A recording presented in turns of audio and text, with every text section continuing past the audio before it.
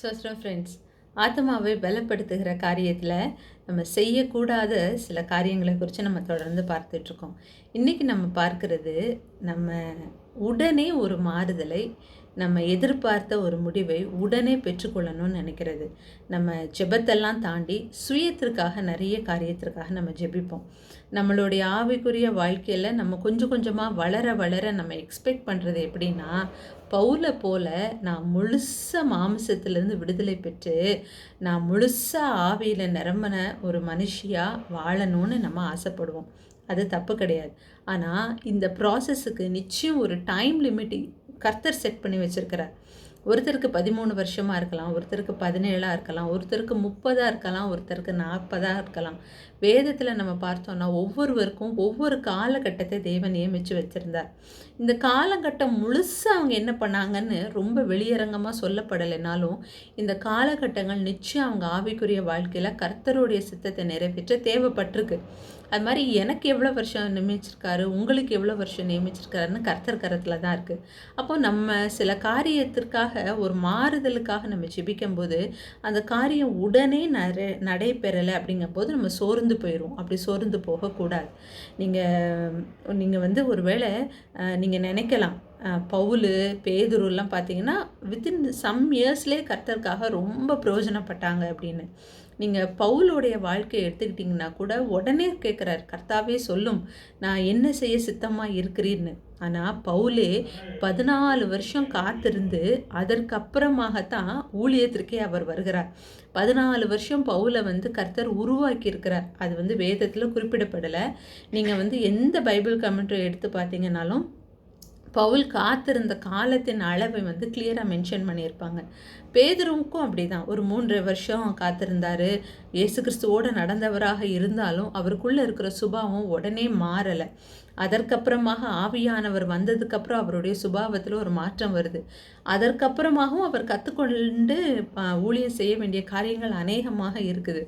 ஒருவேளை கர்த்தர் வந்து ஒரே நாளில் இந்த பில்டிங்கை டெமாலிஷ் பண்ணுற மாதிரி நம்மளுடைய மாமிச கிரியைகளையும் ஒரே நாளில் அவர் வந்து அழிச்சிட்டு உருவாக்க கர்த்தர் வந்து விருப்பம் உள்ளவராக இல்லை. ஏன்னா கர்த்தருக்கு எண்டு ரிசல்ட்டை விட அந்த எண்டு ரிசல்ட்டுக்கு நம்ம போகிற பாதை தான் ரொம்ப முக்கியம். ஏன்னா இந்த பாதையில் தான் கர்த்தர் என்ன செய்கிறார், நம்மளை உருவாக்குகிறார். இஸ்ரவேல் ஜனங்க 40 வருஷம் ஆச்சு கானானில் போய் சேர.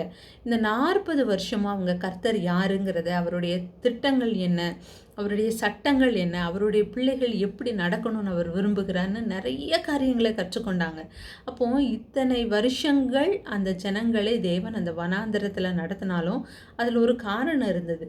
நம்ம லைஃப்லையும் நம்ம எவ்வளவு உண்மை உள்ளவர்களாக ஜெபித்தாலும் நமக்குள்ளே இருக்கிற அடிப்படை கிரியைகள் மாறுவதற்கு சில காலங்களை கர்த்தர் அனுமதிக்கிறார். எனக்குள்ளே ரொம்ப கோபம் இருக்குது, நான் அந்த கோபத்தை மாற்றிக்கணும்னு தான் விரும்பி தொடர்ந்து ஜெபிச்சுக்கிட்டு வரேன். ஆனால் இத்தனை ஒரு 7-8 வருஷமாச்சு, இன்னமும் அப்படி ஒன்றும் நடக்க காணலையேன்னு நீங்கள் யாராவது நினச்சா உங்களுடைய அந்த கிரியைகளின் வேர் ரொம்ப ஆழமாக இருக்கலாம். அதை ஒரு நொடியில் பிடுங்கி போட்டால் நீங்கள் குலைந்து போகிறவங்களாக கூட மாறி போகலாம். அதனால் ரொம்ப ஜாக்கிரதையாகத்தான் கர்த்தர் கொஞ்சம் கொஞ்சமாக இலைகளை எல்லாம் உதிர்த்து கிளைகளை எல்லாம் நறுக்கி கொஞ்சம் கொஞ்சமாக அந்த காரியத்தை நம்மளை விட்டு எடுத்து போடுகிறார். ஏன்னா இந்த கோபத்தின் நிமித்தமாக நம்ம லைஃப்பில் நம்ம இழந்தவைகள், நம்ம தவற விட்டவைகள், இதனால் நம்ம லைஃப்பில் வந்து அவமானங்கள்னு நம்மளை உணர்த்தி இன்னொரு தடவை கோபம் வந்தால் கூட அந்த கோபத்தை நான் இந்த முறையில் காட்டக்கூடாதுங்கிறத கற்றுக் கொடுத்து ஒவ்வொரு ப்ராசஸாக கர்த்தர் நடத்தி தான் ஒரு கிரியையை, ஒரு காரியத்தை, ஒரு குணத்தை நம்மளை விட்டு தேவன் பிடுங்கி எறிகிறார். அப்போது நான் என் ஆத்மாவை பலப்படுத்த இந்த கிரியைகளை என் கூட வெளிப்படுத்தக்கூடாதுன்னு நான் விரும்புகிறேன். ஆனால் இத்தனை வருஷம் ஜெபிச்சும் எனக்குள்ளே ஒரு மாற்றம் வரலை அப்படின்னு நீங்கள் நினச்சிங்கன்னா அதன் வேறு அதிகமாக இருக்கிறதுனால கர்த்தர் கொஞ்சம் காலம் தாழ்த்தி அதை வந்து பிடுங்க வந்து விரும்புகிறார்.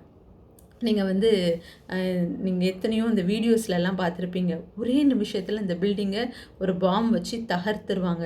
அந்த பாம் வச்சு தகரும்போது அந்த பில்டிங் மட்டும் இடிகிறதில்ல, அதை நிமித்தமாக சுற்றி இருக்கிற வட்டாரத்தில் ஃபுல்லாக அந்த தூசி பறக்கிறது, அந்த அந்த இடம் அந்த அந்த இடத்தை சுற்றி இருக்கிற எல்லா மக்களையும் அப்புறப்படுத்த வேண்டிய ஒரு சூழ்நிலை ஏற்படும்.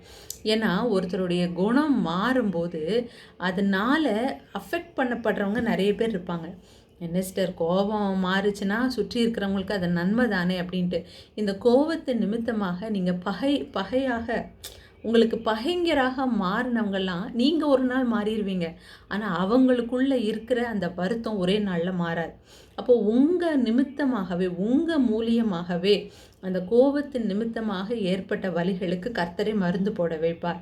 அதை ஹீல் பண்ண வைப்பார். என் நாவின் வார்த்தைகள் பிறர் காயம் மாற்ற வேண்டும் நம்ம பாடுகிறோம்ல, அப்படி செய்ய வைத்து உங்களுக்குள்ளே இருந்து அந்த வேறு உங்களை விட்டு பிடுங்கி எரியப்படும் போது அதன் நிமித்தமாக ஏற்பட்ட எல்லா பாதிப்புகளையுமே கர்த்தர் சரி செய்து வைத்திருப்பார்.